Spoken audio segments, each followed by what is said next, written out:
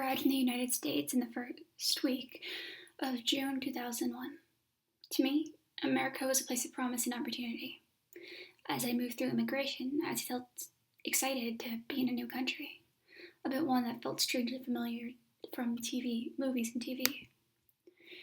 In the arrivals hall, I heard my name and turned to see a man holding a sign with my picture. It wasn't a photo I cared for much. The recruitment embassy in Indonesia had dressed me up in a revealing tank top, but the man holding it smiled at me warmly. His name was Johnny, and I was expecting him to drive me to the hotel I would be working in.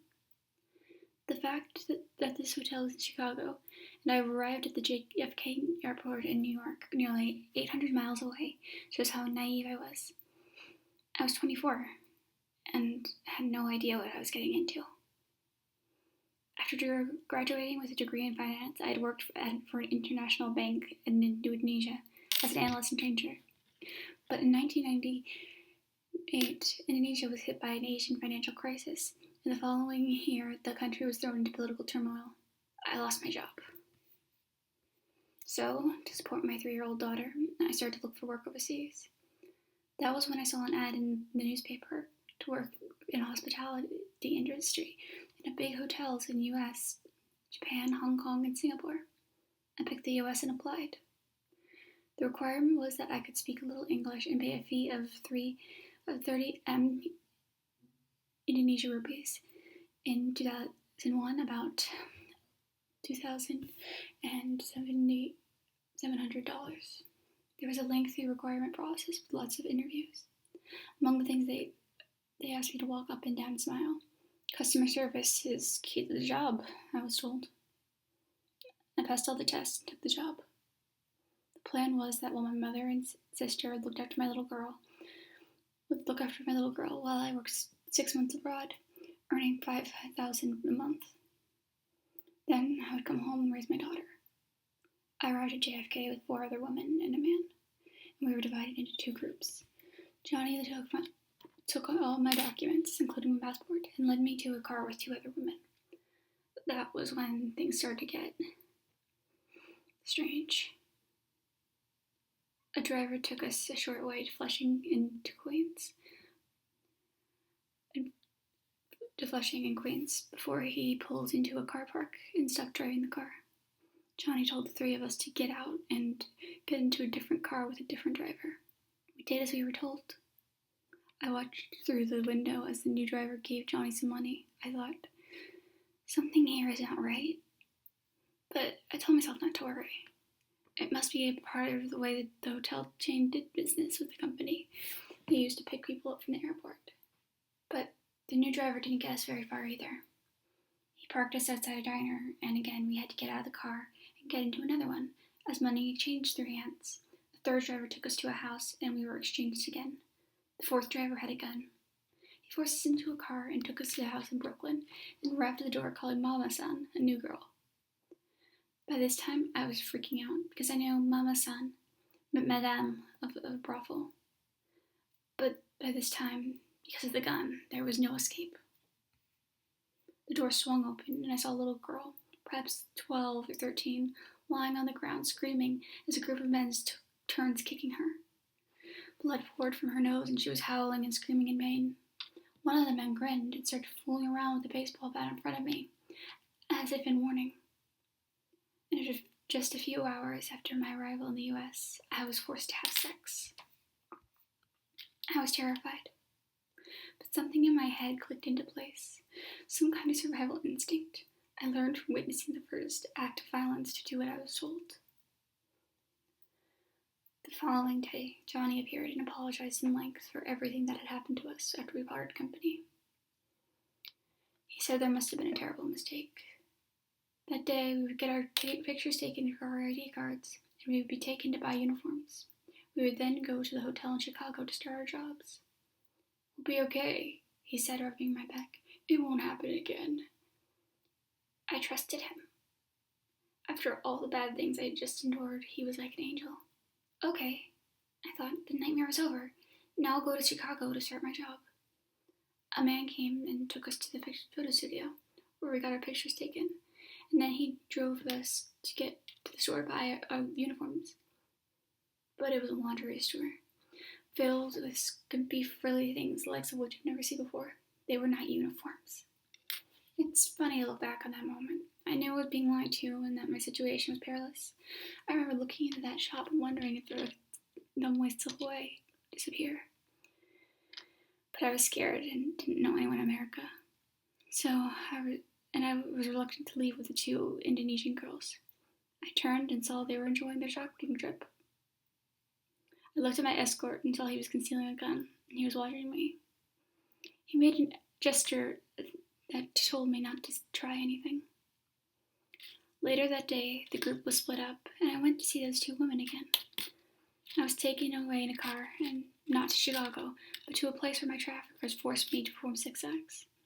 The traffickers were Indonesian, Taiwanese, Malaysian, Chinese, and American. 2 of them spoke English. Mostly they used body language, shoves, and crude words. One thing that confused and terrified me that night, and continued to weigh in my mind for weeks follows, was that one of the men had a police badge. To this day, I don't know if he was a real policeman. And they told me I owed them $30,000, and I'd pay the debt 100 at a time by serving men. Over the following weeks and months, I was taken up and down Interstate 25 to different brothels, apartment buildings, hotels, casinos on the East Coast. I was rarely 2 days in the same place. I never knew where I was or where I was going. These brothels were like normal houses on the outside. Discos on the inside with flashing lights and loud music. Cocaine, crystal meth, and weed were laid out on tables.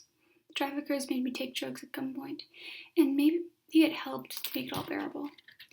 Day and night, I just drank beer and whiskey because that's all they had to offer. I had no idea you could drink tap water in America. 24 hours a day, we girls would sit around completely naked, waiting for customers to come in. If no one came, we might sleep a little, though never in a bed. But the quiet times were also when the traffickers themselves would rape us. So we had to stay alert. Nothing was predictable. Despite this vigilance, it was like I was numb and unable to cry, overwhelmed with sadness, anger, and disappointment. I just went through the motions, doing what I was told, trying hard to survive. I remember the sight of a small girl being beaten. I saw the traffickers hurt other women too, if they made trouble or refused sex. The gun, the knife, the baseball bat were fixtures in a shifting and unstable world. They gave me the nickname Candy. All the trafficked women were Asian. Besides us Indonesians, there were girls from Thailand, China, and Malaysia. There were also girls that were not sex aids. They were prostitutes who earned money and seemed free to come and go. Most nights, around midnight, one of the traffickers would drive me to a casino. They would dress me up to look like a princess. My trafficker would wear a black suit, shiny black shoes, and walk silently alongside me like he was a bodyguard, all the time holding a gun to my back. We didn't go through the lobby, but through the staff entrance and up a laundry lift. I remember the first time I was ushered into a casino hotel. I thought perhaps I'd be able to make a run for it when I came out, but my trafficker was waiting for me in the corridor. He showed me to the next room, and the next. 45 minutes in each room, night after night after night, the trafficker was always waiting at the other side of the door. Because I was compliant, I wasn't beaten by my traffickers. Still, the customers were very violent. Some of them looked like they were members of the Asian mafia, but there were also white guys, black guys, and Hispanic guys. There were old men and young university students. I was their property for 45 minutes, and I had to do what they said or they'd hurt me. What I endured was difficult and painful. Physically, I was weak. The traffickers only fed me plain rice soup with a few pickles in it, and I was often high on drugs. The constant threat of violence, the need to stay on high alert, was very exhausting. My only possession, apart from my uniform, was a pocketbook and the things it contained. I had a dictionary, a small Bible, some pens and books and matches I pilfered from the hotels, with names of the casinos on them. I also kept a diary, something I've had done since I was little, writing in a mix of Indonesian, English, Japanese and symbols. I tried to record what I did, where I went, how many people were with me. I kept track of dates too, as best as I could. It was difficult because inside the brothels, there was no way for me to know if it was day or night. My mind was always thinking about escape, but the opportunities were so rare. One night, I was locked in an attic in a brothel in Connecticut. The room had a window that I found I could open, so I roped the bed sheets and my clothes together and tied them out the window frame, then clambered out. But I got to the end of my makeshift rope, and I saw there was still a long, long way from the ground. There was nothing for it but to climb back up. Then one day, I was taken to a brothel in Brooklyn, where I had arrived on the first day in the U.S. I was with a 15-year-old Indonesian girl I'll call Nina, who had become my friend. She was a sweet, beautiful girl, and she was spirited. On one occasion, she refused to do what she had told, and the trafficker roughly twisted her hand, causing her to scream. We were talking about another woman who was in the brothel, who was the bottom bitch, which meant she was sort of in charge of us. She was nice, said that if we ever got out, I should call this guy who would give us a proper job, and we would be able to save some money to go home. I wrote his number on a small piece of paper and kept it safe. And while she was talking about our debt, the $30,000, the trafficker said we had to pay it back, and I started freaking out. I felt for sure I would die before I ever served 300 men. I closed my eyes and prayed for some kind of help. Not long afterwards, I went to the bathroom and saw a small window. It was screwed shut, but Nina and I turned the caps all out, and my hands shaking, I used a spoon to unscrew the bracket as quickly as I could.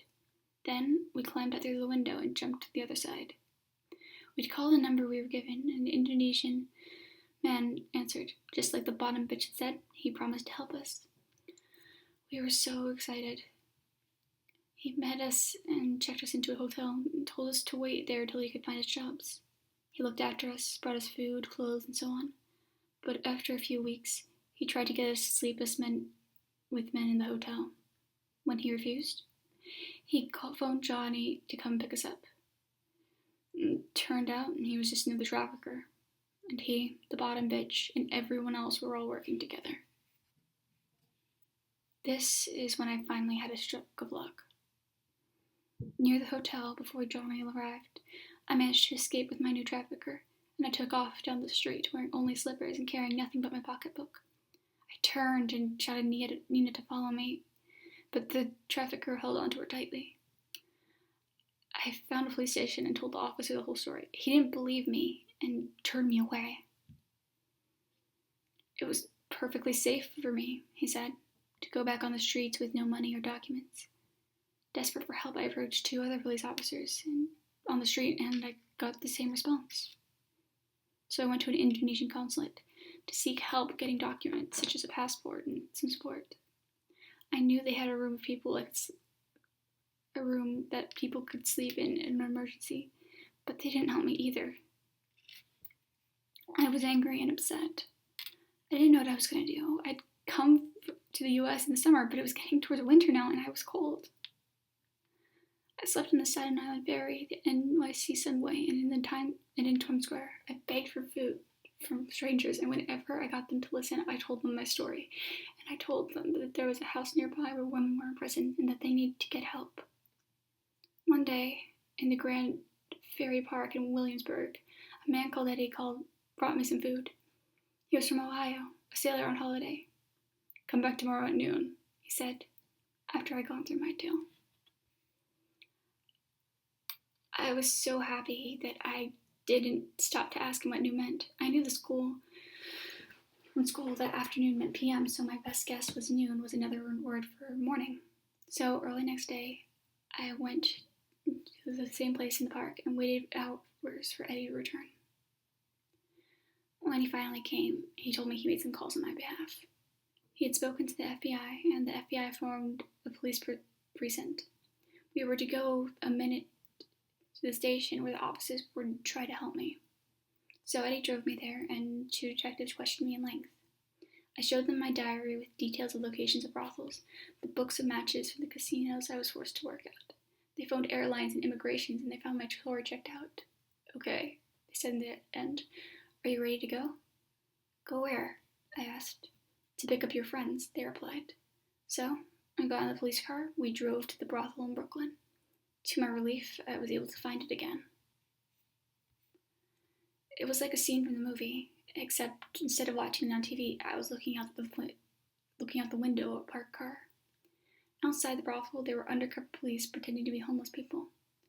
I remember one of them was pushing a shopping trolley. Then there were detectives, armed police, and a SWAT team with sniper rifles nearby.